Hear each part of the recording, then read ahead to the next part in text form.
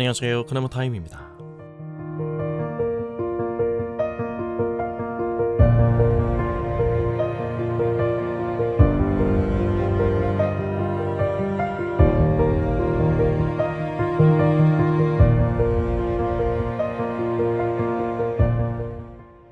오늘부터 누가복음 18장으로 넘어갑니다.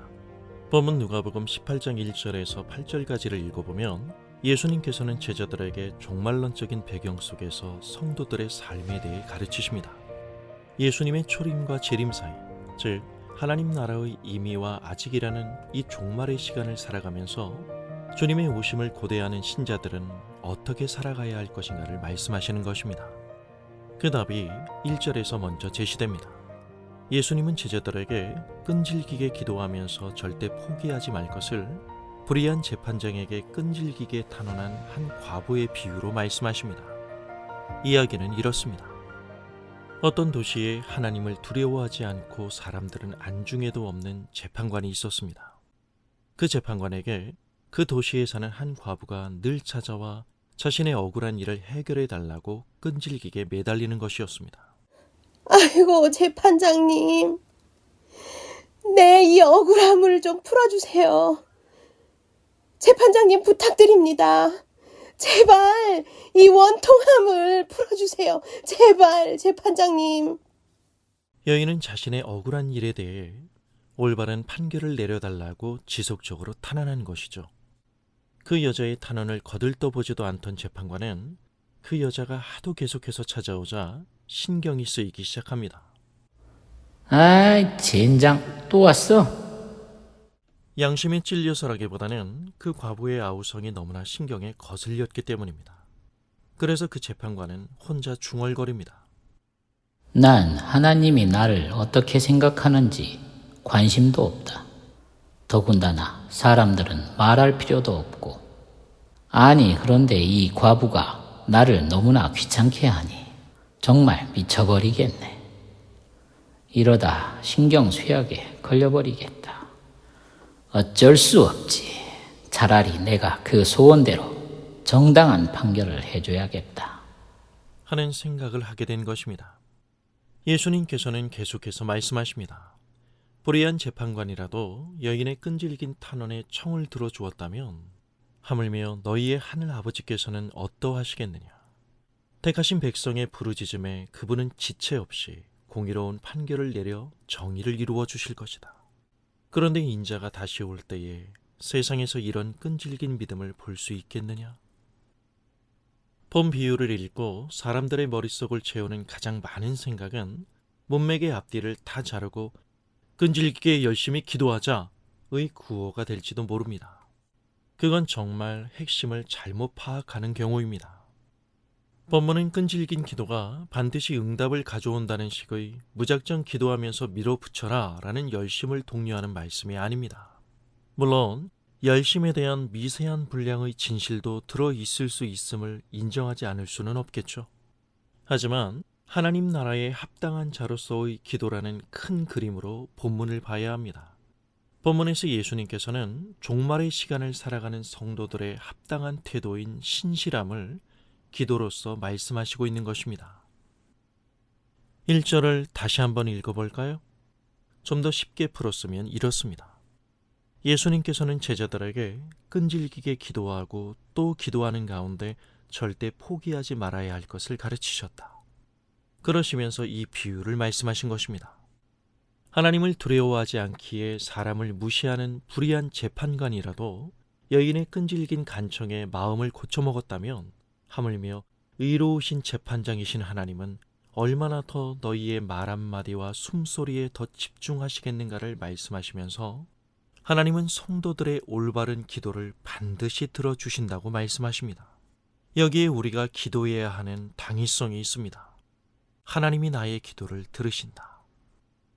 그렇다면 우리가 여기서 던져야 하는 물음은 의로우신 하나님이 들어주시는 기도는 어떤 기도인가 하는 문제입니다.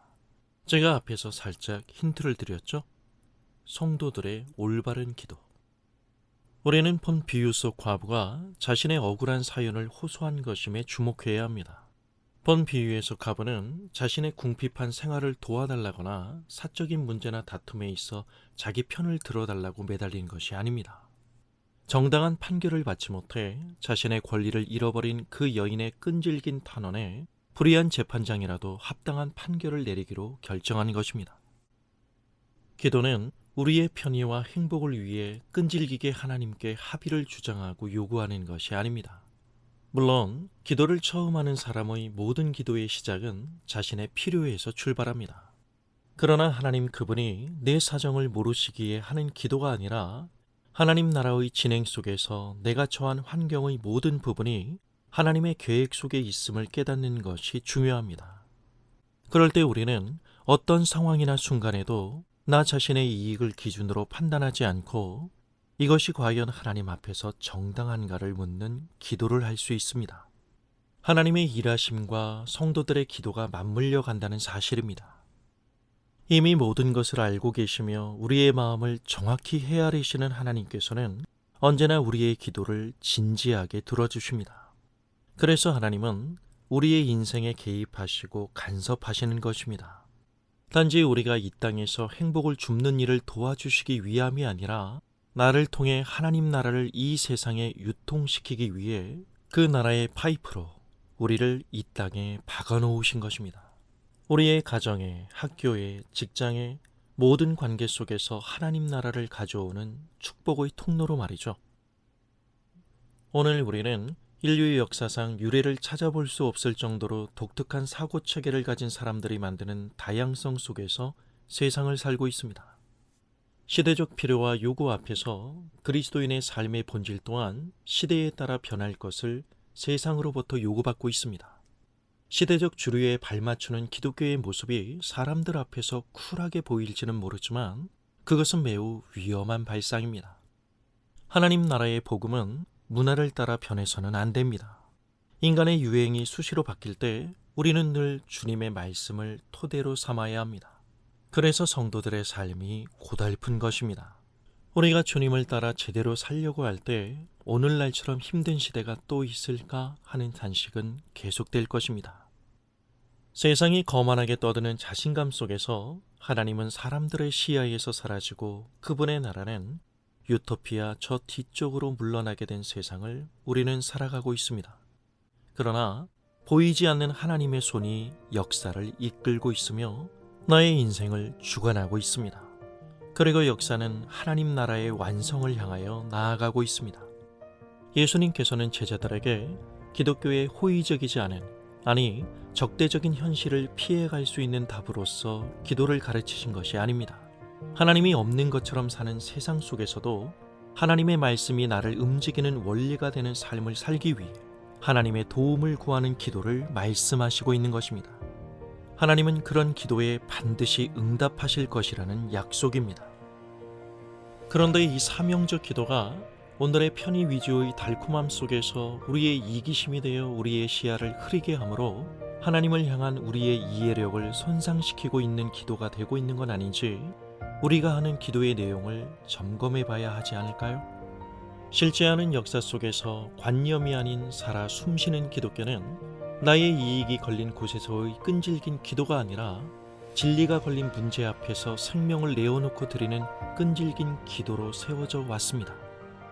인자가 다시 올 때 세상에서 이런 믿음의 끈질긴 기도를 볼 수 있겠느냐? 감사합니다.